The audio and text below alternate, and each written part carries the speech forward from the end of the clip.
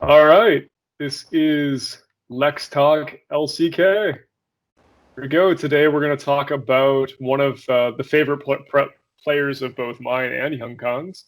We're going to talk about Prey. All right.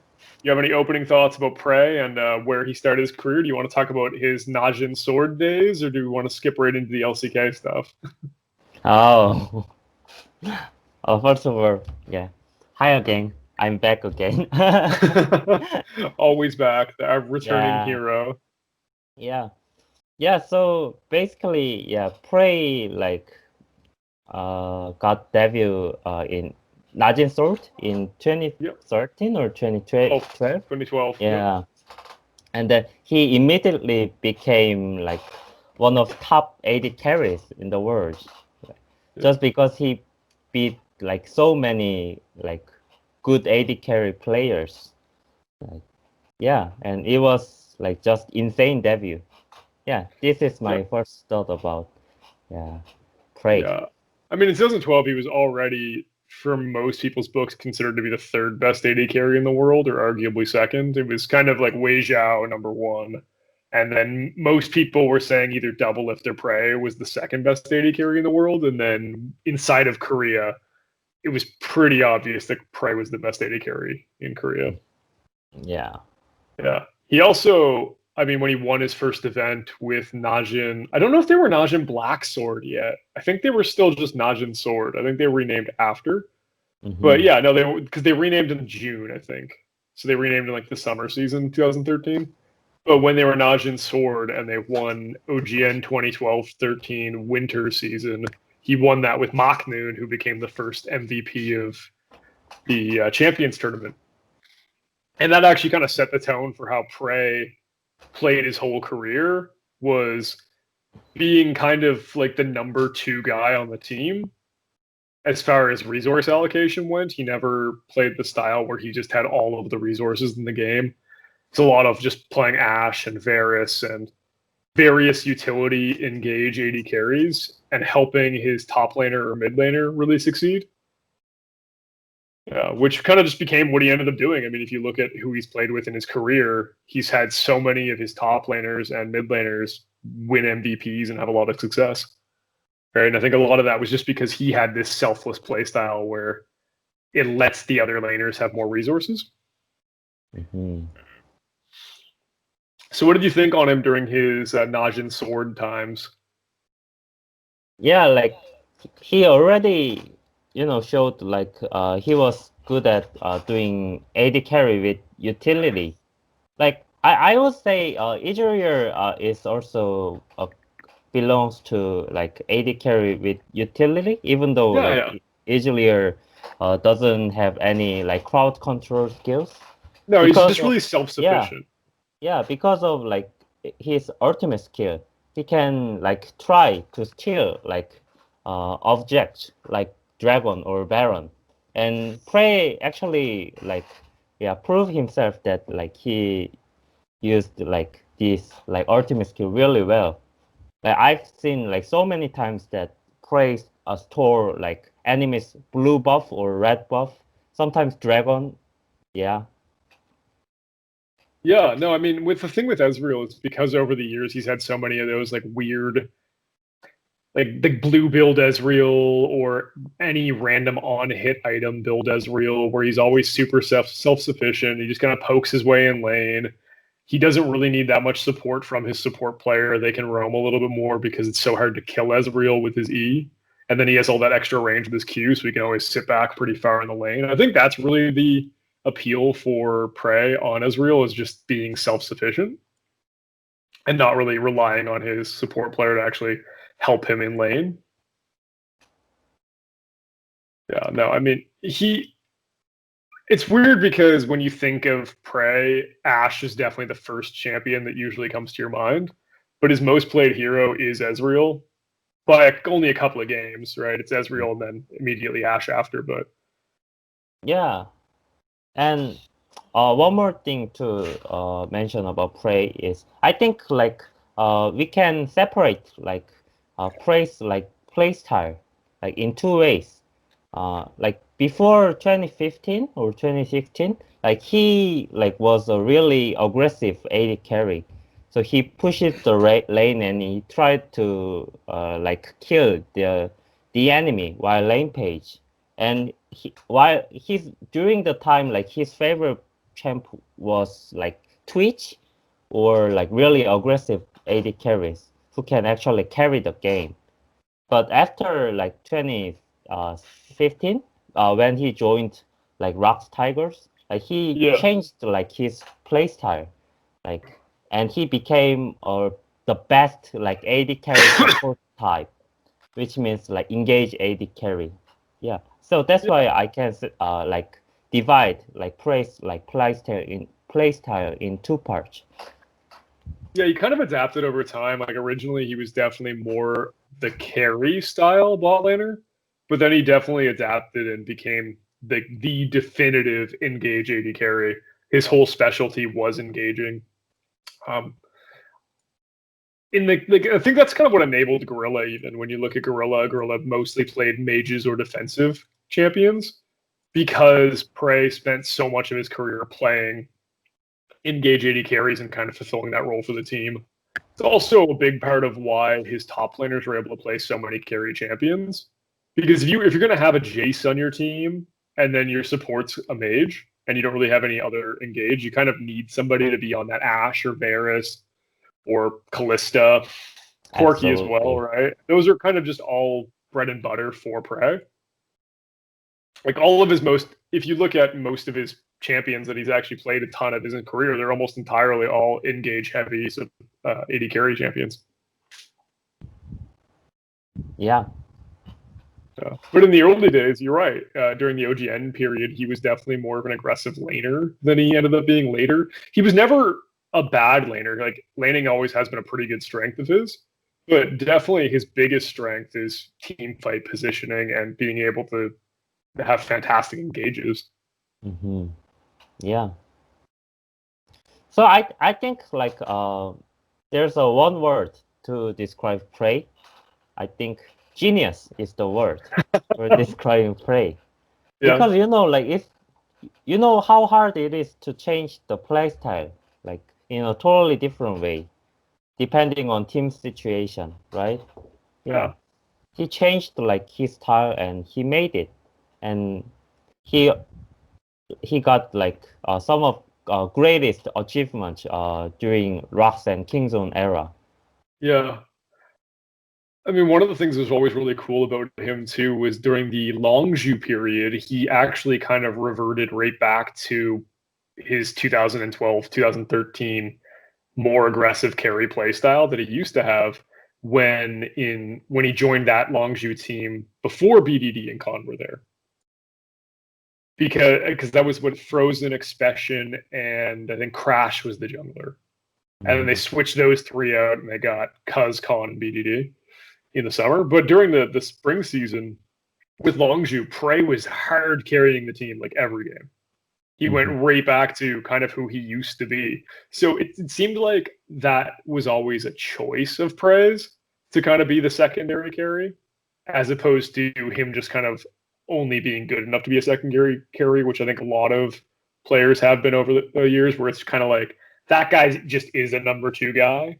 In the case of Prey, I think that he always could have been the star of the team and played aggressively, but he just seemed to be so much better as the engage AD carry or the guy who played with no resources.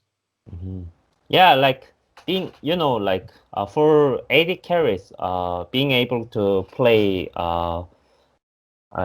characters with initiative roles, like it's definitely an extra tactic that teams Yeah. can get. You know what I mean? So like because of this price advantage, like teams like have choices to pick really like carry role top champs or carry role like mage mid laners because like they know that Prey will do the like initiative role with ultimate skills like Barus or Ashe. Yeah. Yeah, it's a really special bonus for a team that has Prey. Yeah. Yeah, it really opened up the avenues to success for a lot of his teams where they got to play differently because of that.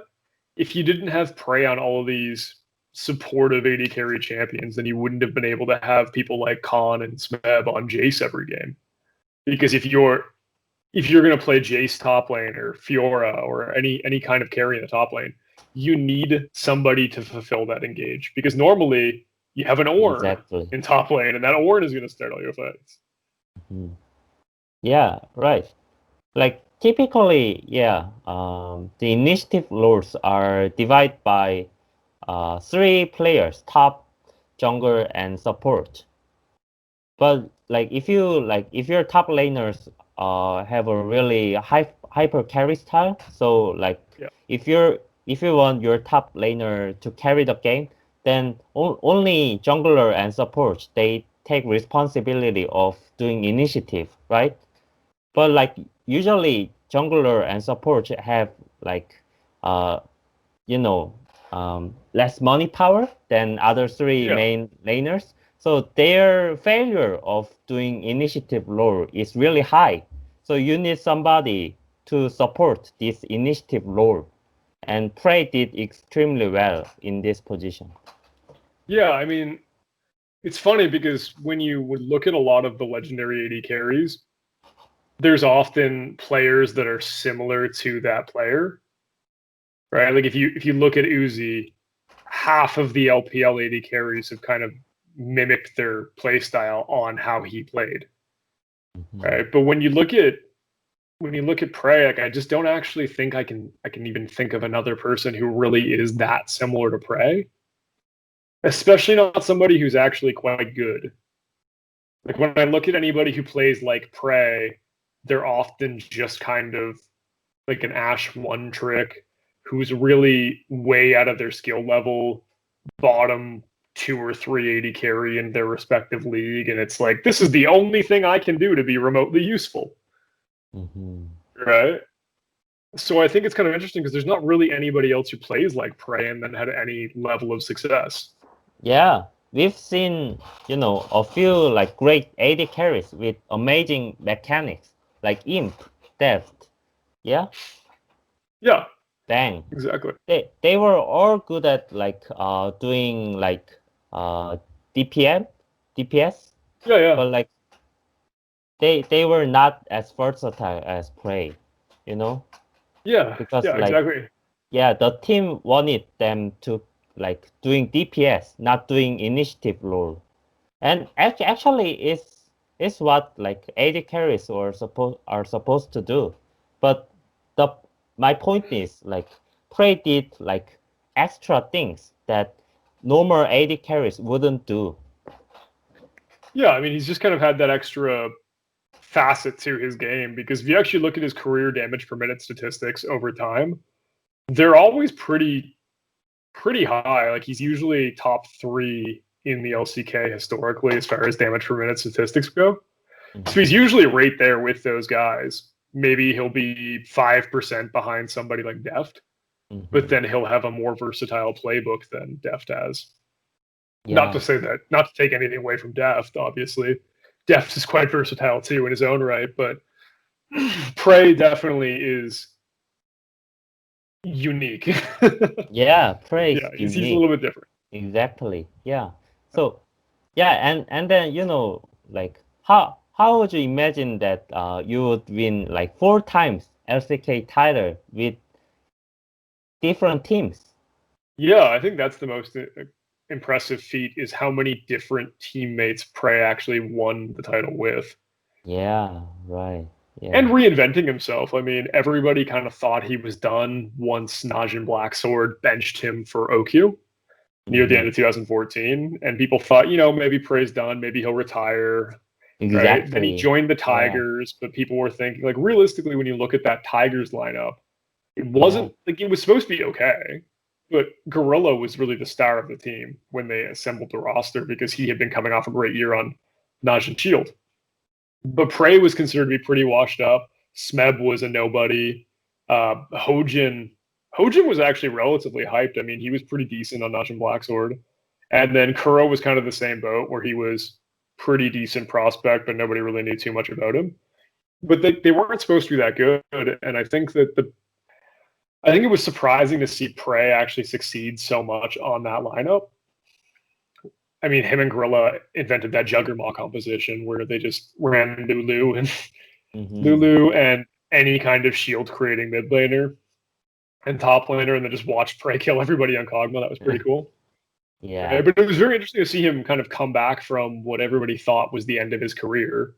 Yeah, and then exactly. he had a ton of success with the Tigers. Yeah. He was like a phoenix, you know? Yeah. He never died. Yeah. Yeah, exactly. I mean, on his time with the Tigers, he ended up making a World's Finals, 3 LCK finals, with one of them ending in a championship, and then another World semifinal and another LCK semi in those 2 years. So it's pretty good. It's hard to, I mean, outside of winning the championship, you don't see a whole lot of players actually have more success than that in a 2-year period. Yeah. Yeah, there is a little bit of connection issues, but I think we'll be okay. Okay. Yeah. So yeah, he had a lot of success with the Tigers, and then after his time on the Tigers, he ended up joining with Longzhu, which was kind of mixed results at the start. I mean, I think I don't know about you, but when I watched them on Longzhu, I was like, oh no, Prey is now relegated to this team that isn't going to make the playoffs. That sucks. What happened? And then all of a sudden, BDD, Khan, Cuz joined the roster, and they're first place. They're the best team.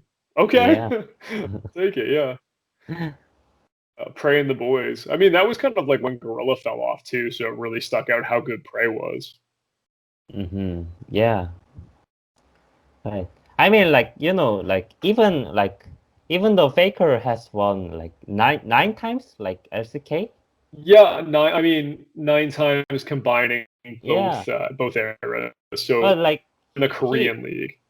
Yeah, but he's a one-man like player. He's like a franchise player, you know? Like he only belongs to SKT. So he doesn't have any chance to prove himself that he can make something like valuable while he's out of SKT. Yeah, I mean, well, Faker's played in 3 different iterations of the SK Telecom roster. Well, I guess almost 4 now, if you want to consider that this new lineup with Cuz and Kana is kind of different than the super team that they assembled 2 years ago or the year ago. But yeah, he's played with all the different iterations of the team. But actually, if you look at the individual AD carries on who have played for T1 or SKT/T1, then Bang and Prey actually have the same number of Korean titles. They both have 4. And then Teddy has 3, and Piglet has 2 from way back. So it's not like, I mean, outside of Faker, nobody actually has a ton of LCK titles. I think in the LCK, I'm pretty sure that only Bengi and Faker have more than 4 titles. Because Bang and Wolf have 4. Prey has 4. And I don't think anybody else has 4. Khan has 4 because he won 2 with Longzhu and Kingzone and 2 with SKT. Yeah. But I think that's it. Basically, if you don't play for SKT, then you have less titles than Prey because Prey has more than everybody else who's never played for SK Telecom. Yeah, right. You know, like so during like the golden age of LCK, like basically SKT was leading the prime time of LCK. Then it's really difficult for somebody to win 4 times while SKT was taking control of LCK League. You know what I mean?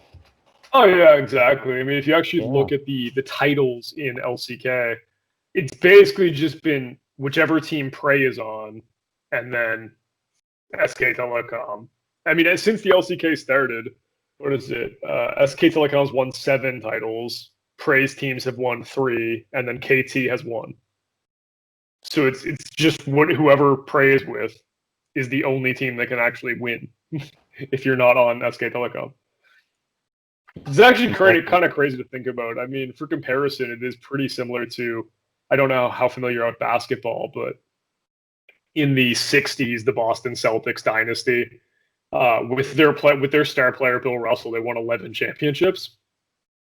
So they won, I think, 9 of the 10 during the 60s, and then another 2 like in the early 70s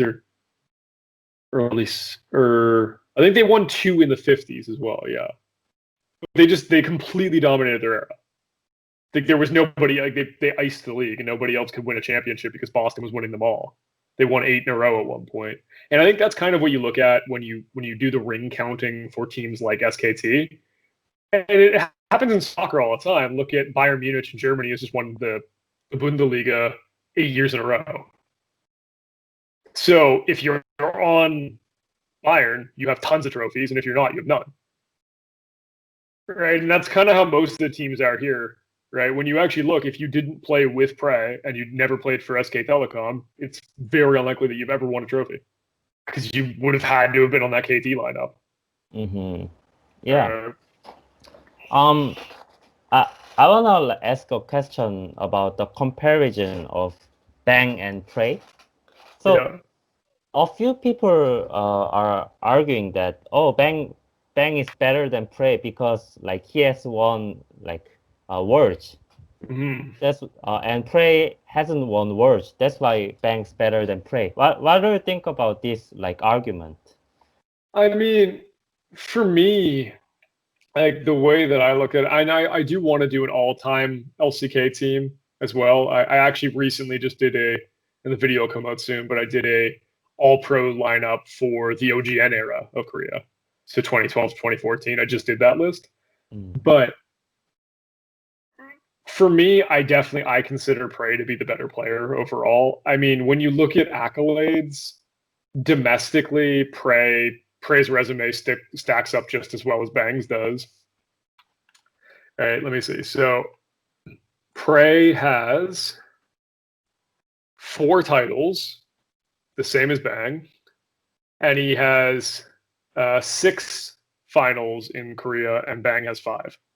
And they both have 9 semifinals appearances domestically. So domestically, they have pretty much the same resume as far as team success goes anyway. It's virtually identical, except Prey was on a bunch of different teams, and Bang had all of that success with Faker, except for 1 semifinal that he had before. And then for me, like I look at it this way, Prey was a world-class AD carry in 2012 and in 2013. Bang wasn't. Bang was okay. I think he played 2013 with, I believe, Shield. And I think he was on Xanax or something? He was on another team. And he played with Shield for a little bit, and he didn't really do anything. And then the next year he played on that SKTS team, which was the worst team ever to make the semifinals of OGN, as far as I'm concerned. But yeah, like Prey's career started before Bang. He had a bunch of success before Bang arrived in the league. Then he had a bunch of success the entire time that Bang was also in the league with him. And then he had success after Bang left.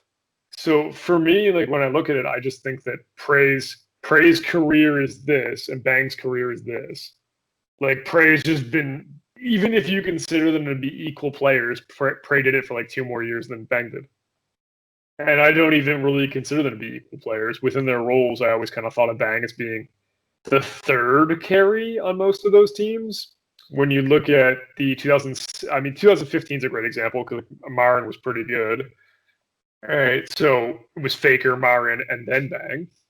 Even when EasyHoon was on the lineup, I would say it was the same thing. Like Bang was kind of the 3rd carry on the team.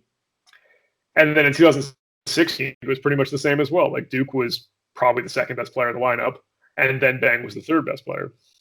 Yeah, like they are not even close, you know? Yeah. Yeah.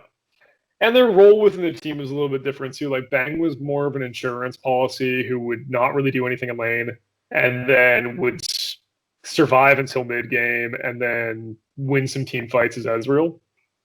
Mm-hmm. Now, I mean, it's a little bit rude to Bang. It was a little bit more complicated than that. Obviously, he did that at a very high level, but Prey's job was a little bit different than his was. So I think that Bang kind of gets a lot of help with titles, basically. Like the trophies help Bang's argument mostly. Because really anybody who's arguing Bang is a better player over Prey is kind of just saying, well, he won more trophies. But nobody ever says, well, if you watch the games, I mean, Bang always beat him, and Bang was so much better, and Bang used to win every team fight. Like, nobody ever says that. The argument is always just, well, Bang won Worlds and Prey didn't. Right? So I think that's kind of a shortcut argument because it's the same with the Celtics dynasty I was talking about. You wouldn't really call the fifth best Celtic player who might have won 3 or 4 rings better than the best player on the Lakers who weren't winning any rings. Yeah, I think it's wrong to count only trophy numbers. If you only rely on the numbers of trophies that players get, then you can actually argue that blank SKT jungler member is actually better than Canyon in Diamond Gaming. Do you think it makes sense? No way. No way. It doesn't make sense at all. And then, I think the comparison between Bang and Prey is like the comparison between Messi and Mohamed Salah in Liverpool. Like just because Messi hasn't won Champions League for a couple of years doesn't mean that Messi is worse than Mohamed Salah, who won championship title last year. You know what I mean? Yeah, and it also doesn't even mean he might be. I mean, I would argue, Messi's still better than Salah. Actually, I think he's just better in general even today. But I mean, from a historic sense, in his whole career, Messi's resume is significantly better. Yeah, I think that's kind of the similar thing that I'm saying is I think that Prey's actual career and what he's done, and when you watch him play, it's a lot more impressive than what Bang did, and I think that Bang happens to be somebody who benefited from being on SK Telecom. Yeah. That system works. Yeah, so SKT's keywords was like faker and boys. You know what I mean? And Bang belongs to one of boys. Yeah. So he was not the main character. Yeah, I mean, Bang never did anything without Faker either, and I think that's kind of the biggest issue. Is like Prey had his success with Machnoon, and you could say, okay, well, Machnoon was the superstar there. Okay, then Prey joins a new team, or Prey makes the World Semifinals with Naja Blacksword when they have Expression, not Machnoon, right? So he did that in 2013. Then he has more success again with the Tigers, a whole new lineup. Then he has success again with Longzhu, a whole new lineup. Then he has a success again with Kingzone. I mean, all they did was bring in Peanut over, but he has success again. Yeah, exactly. Right? So he does it with a lot of different players. I think one of the easiest way to prove yourself is that, no matter where you are, if you are good at doing anything, no matter where you are, then you just prove yourself that you are the reason of winning. You are already good. But Bang didn't actually prove himself because once he left SKT, he didn't show anything really impressive to the public. Yeah, I mean there are very good players who can fit schemes, right? Who need a specific type of team. Like Khan needs to be in a position where he can play strong side top because he's not going to be very good if you make him play Ornn every game. But you can tell the truly unbelievable players are the guys who kind of can play in any system, right? And that's why we revere Faker so much, as Faker succeeded in every system that he played in. And it's the same thing with Prey. Prey was able to do it again and again and again with different lineups, different players, and for a really long period of time. Bang kind of just didn't have that success beforehand because Bang actually played for a couple of years. Bang's, I think, a rookie in 2013. So he did play for a while and never really did anything. And then when they made that SK Telecom team in 2015, that was kind of when it all came together for him. Yeah, because he played in 2014 and he made that one semifinal at OGN, which was kind of lucky, but yeah. And afterwards, he went to he played for 100 Thieves in North America, and he didn't really do anything there. And he played for Evil Geniuses in North America and didn't really do anything either. So he kind of just always had all of his success with the best player of all time. Yeah, exactly. Yeah. I mean, Yeah, yeah. yeah, nobody else got to play with him. I think yeah, SKT members except Faker, like they like have been somewhat over estimated, like overvalued. Yeah, Yeah, because of like Faker effect. yeah. Yeah. We do that in basketball history too. Like when we talk about Michael Jordan having 6 championships, we kind of pretend that like Bob Cousy doesn't have the same number of championships, because I think Bob Cousy also has 6, and you've probably never heard of him, right? Like he played on the Boston Celtics with Bill Russell, but that was kind of it. Is he played on the team that was winning every single year with a bunch of other really good players, and the guy who won the MVP 5 times, Mm-hmm. but he wasn't the MVP. Right? And that's why we never compare somebody like Bob Cousy to Michael Jordan, because it's not close. They just happen to have the same number of titles. Mm-hmm. Right? Like for me, I think Bang is like that, where he's very lucky in the sense that he got to play with Faker, because every Yeah. AD carry who's played with Faker has won a lot of rings too.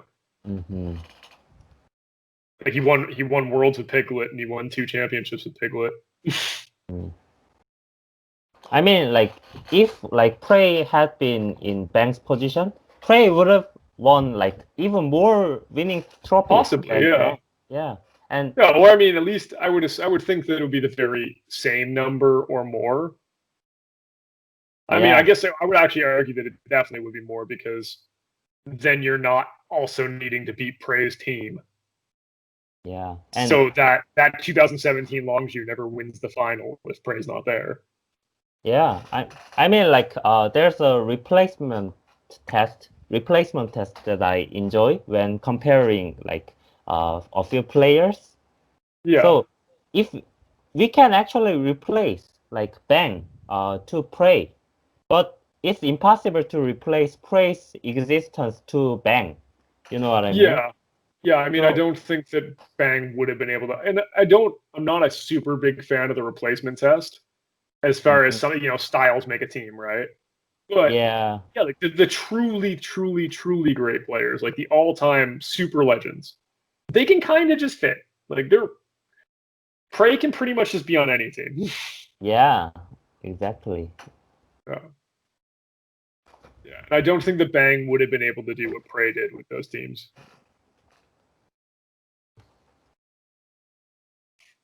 Exactly. Yeah, I mean, sure, yeah, we can say that. Yeah. Oh, are you saying now? Oh my goodness. Yeah, I mean, like, I just wanted to get into a little bit more, but I think, like, for me, the big thing that pushed Prey over for me, as far as when I wanted to compare him to other LCK carries, like the reason that I think that Prey is the best LCK, like play AD carry in the LCK. So if we just isolate it to LCK history, Mhm. the reason I think that he is the best ever. I mean, the one of the big moments for me was just seeing him on that Longzhu lineup after the Rocks Tigers broke up.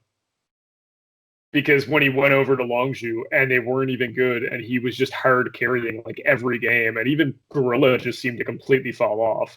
Not completely. It's not like Gorilla was just terrible one day, but he went from being like, arguably the best support in the world to being just a pretty good one, and the whole top half of the map was crap. Mhm. And then Prey was just a stud. He was just dominating every game. He was dominating his lane. It was actually unbelievable to watch. Like I think for me that was when I most felt, okay, you know what? Prey only plays this style because that's how it wins, or that's how he wins. But he can also just kind of switch it up and be the star again if he needs to. And I Yeah, that was a big deal for me, because I wanted to know, does he just play Ashe and Jin and like other engage AD carries like Varus, because he doesn't have the mechanics to play, and that's just the only way he can win. Just because that's the best way for him to win, is to enable his top laner. And yeah, when you watch that Longzhu, when you watch that split with Longzhu where he just is the star by himself, I think it really did stick out for me, where he had success anyway. Like, he was just still really good. yeah, yeah. When when his team needed him to carry the game, he just Yeah, he just accepted his role of like doing yeah, hyper carry, and he just made it. Yeah. So I think like he has some like two track like types. yeah, For one, yeah. For one hand, like he can like do like really initiative role, kind of engage AD carry, and the other role is to, like doing DPS, which AD yeah, carries are supposed to do. yeah. No, I mean, I don't know. I just think that Prey is just he's absolutely amazing, and that's not even counting any perceived shot calling. I try not to Yeah, talk about that too much. yeah, I think that he is probably one of the legendary shot callers as yeah. far as everything I've ever read about him or He's heard in unique. interviews. But yeah, Like unique players, they don't fit well in the typical things. Like they have yeah, their own room. So yeah, we shouldn't like just evaluate like his performance being in the typical tool. You know what I mean? He's yeah. the over the level of typical stuff. Yeah, he's unique.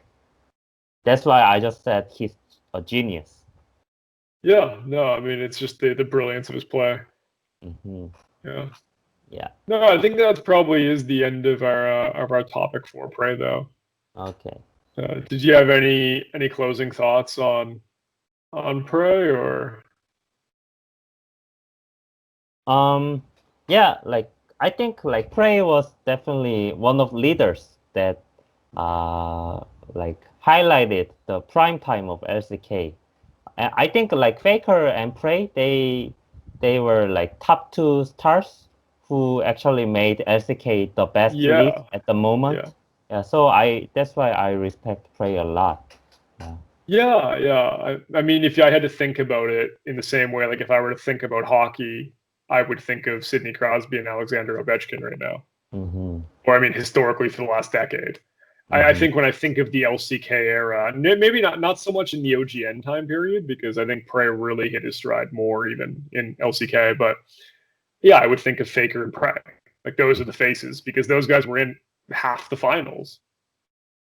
Yeah. Yeah, like those were the two. It was a big rivalry. I always felt like the real rivalry was Faker versus Prey, especially after the Rocks Tigers time period because the Smeb Faker rivalry kind of died down. Yeah. No, it's the same thing with the LPL. Was very much when I think of the LPL, I always thought of Rookie and Uzi. And for a while though, I did think of Clear Love because he won every championship for a while. There was a point in time where Clear Love just won every year.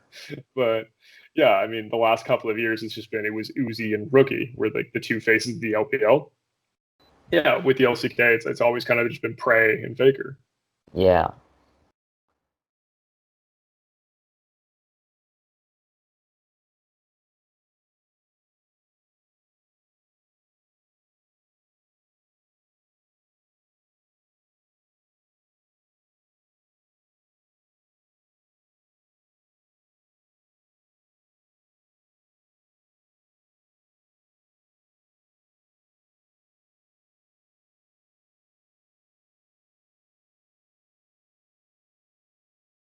Thank you, Mhm. everybody.